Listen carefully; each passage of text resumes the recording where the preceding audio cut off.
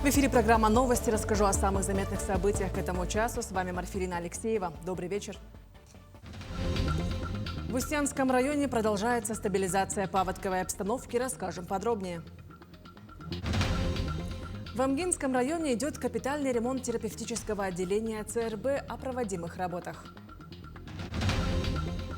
В Доме правительства открылась выставка, посвященная раскопкам в селе Хаптагай Мегино-Кангалахского улуса об артефактах.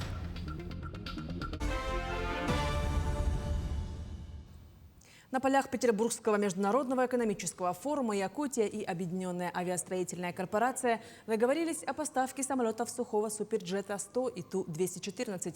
Соглашение об этом подписали глава Якутии Айсен Николаев и гендиректор корпорации Вадим Бадеха. Якутия планирует приобрести 11 воздушных судов, 6 самолетов Ту-214 и 5 сухого суперджета-100. Поставки ожидаются, начиная с 2027 года по 2030. Новые лайнеры улучшат транспортную доступность региона и помогут нарастить пассажиропоток на местных и региональных авиалиниях Дальнего Востока.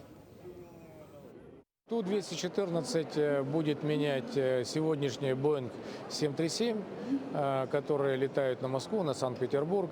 Эту маршрутную сеть освоит Ту-214. У нас открывается очень интересный рынок на Китай, на Юго-Восточную Азию. И туда также будут присоединяться и суперджеты. Мы, конечно, ждем завершения сертификации самолета Ил-114. В Верхнеколымском районе возобновлено движение между поселками Угольная и Зырянка. Проезд по участку разрешен с ограничением максимальной нагрузки на ось. Одиночная ось не более 5 тонн. Сдвоенная и стройная ось не более 4 тонн. Напомним, ранее движение было временно ограничено из-за подъема воды на реке Ясачная и размыва земляного полотна. В Хангалахском улусе филиал «Рикавтодор» приступил к реконструкции участка региональной трассы УМНАС. Работы идут с 62 по 65 километр. Общая протяженность обновленного полотна составит 2710 метров. Ремонт стартовал в середине апреля с расширения проезжей части. По контракту объект должны сдать в августе. Возможно, завершать с опережением графика. Реконструкция идет в рамках нацпроекта «Инфраструктура для жизни». Сейчас ведутся основные работы. У нас стабилизация грунта методом холодной регенерации, проще говоря, бетонирование. И начали асфальт. Второй день ведем уже нижний слой асфальта крупнозернистый, 7 сантиметров. В Устьянском районе продолжается стабилизация паводковой обстановки. На реке Яна у поселка Устьянск на последние сутки уровень воды снизился на 107 сантиметров. Сейчас он составляет 999 сантиметров, при критической в 1023 и продолжает спадать. В населенном пункте остается потопленная 51 дворовая территория индивидуальных жилых домов и 7 дворов социально значимых объектов. За прошедшие сутки вертолетом было эвакуировано еще 8 человек. К аварийно-восстановительным работам специалисты приступят после дальнейшего снижения уровня воды. В Устьянске прибыла группа спасателей, которые и сейчас выполняют необходимую работу в селе. Были произведены взрывные работы. На настоящий момент наблюдается спад воды и идет дальнейшее понижение. Ежечасно мониторим ситуацию паводковую по уровням воды. Электроснабжение работает в штатном режиме, теплоснабжение функционирует, были отключены несколько домов. Сейчас в этот период будут проводиться аварийные восстановительные работы по теплоснабжению. Экзамен ОГЭ будет проведен согласно графика, проблемных вопросов нет. В Амгинском районе идет капитальный ремонт терапевтического отделения Центральной районной больницы. Так, с мая этого года проводят демонтажные работы. Замену систем электроснабжения, водоснабжения, водоотведения, ремонт полов и внутреннюю отделку. Итогом работ должны стать современные помещения, отвечающие стандартам. Пока разработаны временные решения, определены места для палат терапевтической и неотложной помощи. Открытие обновленного медучреждения планируется в июле этого года. Общая площадь ремонта составляет около 400 квадратных метров. Это отделение терапии. На сегодня отделочные работы завершаются. Это кафелирование, выравнивание стен. И к концу июня и в начале июля ООО «Капитал» должен полностью завершить работу. А общая стоимость работы составляет более 14 миллионов рублей. Новый питомник Якутлес-ресурса готов к посевному сезону. В Табаге будущие деревья пройдут весь цикл – от семени до саженца. До середины июня специалисты завершат набивку торфа по кассетам и высевание. Все лето восходы будут крепчать в теплице. Самые суровые морозы они проведут на улице, чтобы привыкнуть к якутскому климату. В следующем году саженцы планируют использовать для лесовосстановления в районах республики.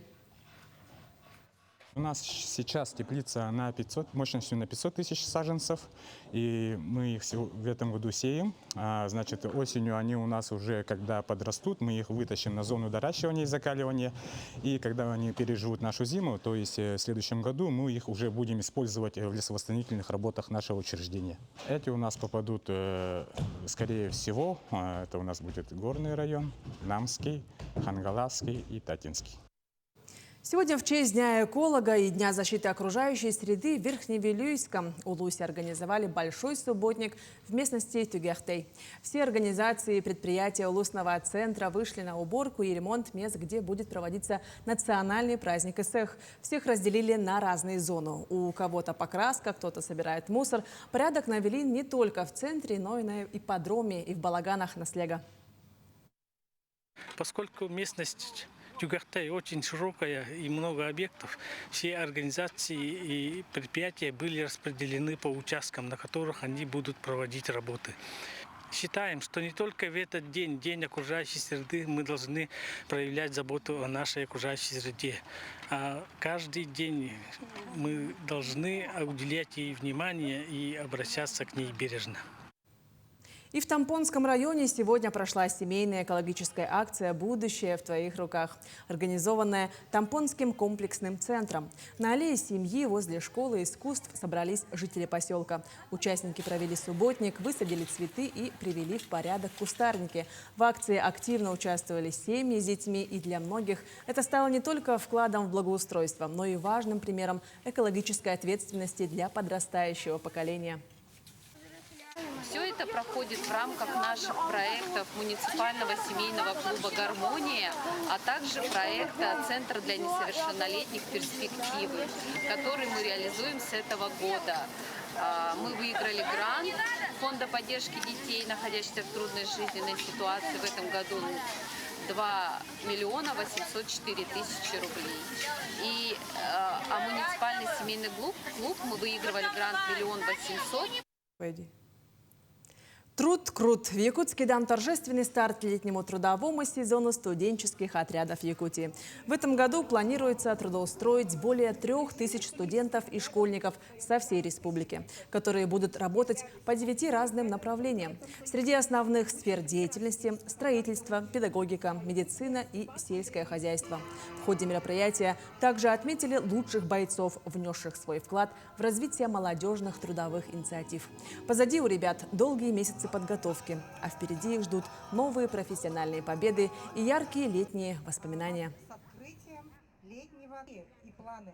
На сегодняшний день это вообще в целом федеральный проект «Российские студенческие отряды». Ребята очень активные. На сегодняшний день в республике у нас практически 3000 бойцов. Также они выезжают, значит, молодежными десантами по улусам республики, где оказывают помощь участникам специальной военной операции и их семьям, и вообще просто нуждающимся. Чистят снег с крыш, территорий, колят дрова и так далее. Предметы быта как мост между прошлым и настоящим. В Доме правительства открылась выставка, посвященная раскопкам в селе Хаптагай Мегино-Кангалахского улуса. Экспедиция по изучению территории под Ленский мост проходила летом прошлого года. В ходе нее были найдены редкие экспонаты, среди которых фрагменты керамики 17 и 19 веков, остатки деревянного хлева и многое другое. Район исследования составил 6650 квадратных метров, что позволило изучить участок с разных сторон.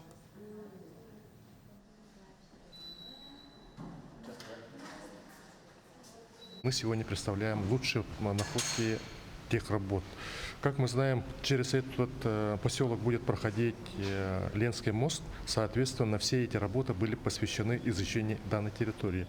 Это перемещенная выставка, потому что данную выставку Институт гуманитарных исследований уже открывали у себя в институте.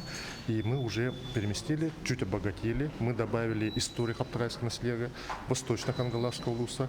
И, к слову говоря, организаторами являются Институт гуманитарных исследований и проблем малочисленных народов Севера. В Якутске в преддверии праздника Исэх в Музее археологии и этнографии состоялся показ уникальной коллекции якутских костюмов, посвященной реконструкции традиционной одежды.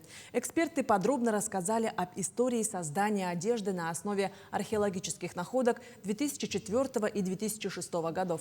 На подиуме представили наряды разных эпох от 17 века до современных стилизованных образов, которые позволили увидеть, как одевались предки во время главных летних торжеств. В течение 2 лет мастера восстанавливали старинные костюмы. Дополнила событие тематическая книжная выставка об истории якутских нарядов и шитья. Данное мероприятие приурочено к летнему празднику Исэх. Зрители будут посмотреть, и будет интересно им посмотреть именно одежды, национальные костюмы, начиная с 17, 18, 19, 20 веков.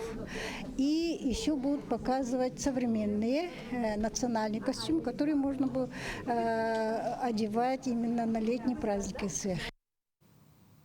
На стадионе Оленск города Вилюйска состоялось праздничное мероприятие «Вилюйск. Созвездие детских улыбок». Праздник детства, радости и дружбы открыл парад учащихся образовательных учреждений.